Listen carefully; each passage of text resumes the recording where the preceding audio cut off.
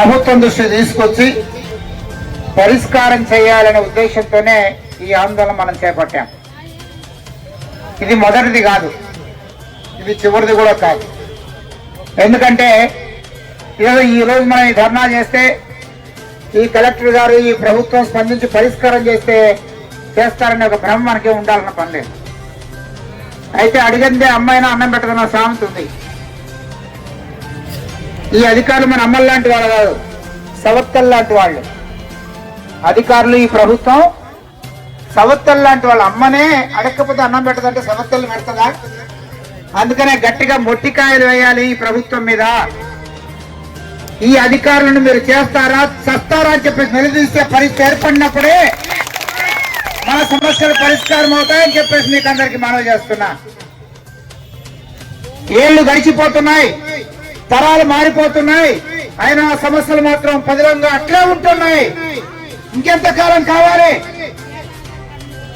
ఈ పాలక పార్టీలకు, అధికారులు ఉండే అధికార నాయకులకు లేదా అధికారులకు ఏ మాత్రం చిత్తశుద్ధి ఉన్నా వాళ్ళు చేసిన చట్టాలు వాళ్ళే గౌరవించకపోతే మీ మీద ఎస్సీ ఎస్టీ చట్టం పెట్టకూడదని చెప్పేసి డిమాండ్ చేస్తున్నాం.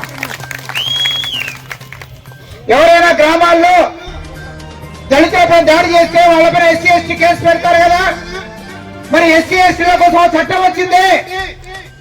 శ్మశాన వాటిక చూపెట్టాలి, వాటికి రక్షణ కల్పించాలి అని చెప్పే చట్టం ఉంది. చట్టాన్ని ఎవరు అమలు చేయాలి? జిల్లా కలెక్టర్ చేయాలి, ఆర్టీఓ చేయాలి, తహసీల్దార్ చేయాలి.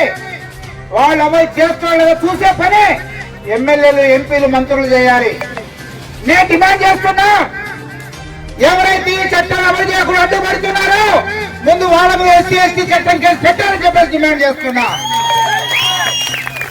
లక్షల లక్షల జీతాలు తీసుకుంటున్నారే, ఏసీ కార్లు, ఏసీ బంగ్లాలు మీరు వాడుకుంటున్నారే. మా డబ్బులు కాదా అని చెప్పేసి అడుగుతున్నా. మా పేదలు, దళితులు, బలహీన వర్గాలు, కష్టజీవులు పన్నులు కడుతూ ఉంటే, వ్యవసాయం చేస్తూ సుఖాలు పొందుతూ కష్టజీవుల సమస్యలు పట్టించుకోరా? అందుకోసమని మీ బంగ్లాలు కావాలి, అందుకోసమని ఏసీ కార్లు కావాలని చెప్పేసి నేను అడుగుతున్నా. ఒక ఆవేదన ప్రజల మధ్యలో గూడు కట్టుకుంది. ఎన్నేళ్ళు కావాలి? ఈ సర్వే రిపోర్ట్ లో ఉంది. ఒక ఊళ్ళో 300 దళితుల కుటుంబాలుంటే 3 సెంట్ల భూమి ఉంటుంది శ్మశానానికి. మీ మరుగుదొడ్డి 10 సెంట్లు కట్టుకుంటారే, మీ మరుగుదొడ్డి ఒక్కరికి మరుగుదొడ్డి కావాలంటే 10 సెంట్లు కావాలా? 300 మంది ప్రజలకు 3 సెంట్ల శ్మశాన స్థలం ఇస్తారా?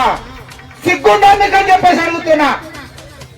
అంబేద్కర్ జయంతి రోజు, జగజ్జీవన్ జయంతి రోజు గొప్ప గొప్ప మాటలు చెప్పడం కాదు, రోజువారీ ప్రజల కష్టాలు ఏమిటి, దళితుల యొక్క ఆత్మగౌరవ సమస్య ఏమిటి, దళిత మహిళల యొక్క ఆవేదన ఏమిటి వినరా మీరు?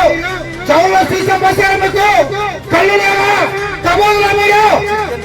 అందుకే అడుగుతున్నాం, ఈ ప్రభుత్వం నిజంగా పేద ప్రజలు, కష్టజీవులు, దళితులు, గిరిజనులు, మహిళలు వీళ్ళకు ఏమాత్రం న్యాయం చేయదలుచుకున్నా మీరు చేసిన చట్టాన్ని మీరు అమలు చేయండి. అమలు చేయకపోతే మరొక్కసారి డిమాండ్ చేస్తాం. మీరు దళిత వ్యతిరేకులు అని చెప్పేసి స్పష్టంగా చెప్తాం. మీరు దళితుల వ్యతిరేకులు నాటకాలు ఆడుతున్నారు. ఆ పార్టీ ఈ పార్టీ కాదు. ఓట్ల కోసం వస్తే వంగి వంగి దండాలు పెడతారా, ముద్దులు పెడతారా? ఓట్లు అయిపోయిన తర్వాత మీరెవరో మేమెవరో వేరు అని చెప్పేసి చెప్తారా? అందుకనే ఇలాంటి మోసగాల బంధం పెట్టాలి, అప్పుడే మనకు న్యాయం జరుగుతుంది. ఎక్కడెక్కడ ప్రభుత్వ భూములు ఉన్నాయో గుర్తిద్దాం, వాటిని మనమే సాగు చేసుకొని స్వాధీనం చేసుకొని శ్మశాన వాటికలుగా మార్చేద్దాం. ఏం చేస్తారో చూద్దాం ఈ ప్రభుత్వం. మన హక్కు అది, మన హక్కు, మన హక్కు కాలు రాసి వేయబడుతుంది. పెట్టంలో రాజకీయ నాయకులు, అగ్రవర్ణంలో ఉండే రాజకీయ నాయకులు, అధికారులు అడ్డం పెట్టుకొని వాళ్ళు భూములు కొట్టేయచ్చా? 100 ఎకరాలు కొట్టేస్తారా? దళితులకు శ్మశాన వాటికి ఇవ్వండి అంటే స్థలం లేదంటారా? 110 గ్రామాల్లో దళితులకు శ్మశాన వాటిక లేదు. కొన్ని చోట్ల ఉంటే అగ్రవర్ణాలు ఆక్రమించాయి. కళ్ళు కనిపించవు అధికారులకు. అందుకని అడుగుతున్నాం, మాకున్న కొద్దిపాటి కార్యకర్తల శక్తితో 100 గ్రామాల్లో సర్వే చేస్తే 1000 సమస్యలు మా దృష్టికి వచ్చాయి. మీ అధికార యంత్రాంగం ఏం చేస్తుంది? రెవెన్యూ యంత్రాంగం ఏం చేస్తుంది? సోషల్ వెల్ఫేర్ డిపార్ట్మెంట్ ఏం చేస్తుంది? గుడ్డుగుర్రం పళ్ళు అమ్ముతున్నారా? అందుకోసమని మీకు జీతాలు కావాలి. అందుకే బాధ్యత లేని అధికార యంత్రాంగం ప్రజల గురించి పెట్టే రాజకీయ వ్యవస్థ ఉన్నంత కాలం మన పరిస్థితి ఇలాగే ఉంటుంది. మనం ఐక్యం కావాలి, ఐక్యం కావాలి. కులాలు మతాలు పక్కన పెట్టి కష్టజీవులందరూ, పేదవాళ్ళందరూ, దళితుల కన్నా ఉండే ఇతర కులాల వాళ్ళందరూ ఏకమైతేనే మనకు సమస్య పరిష్కారం అవుతుంది.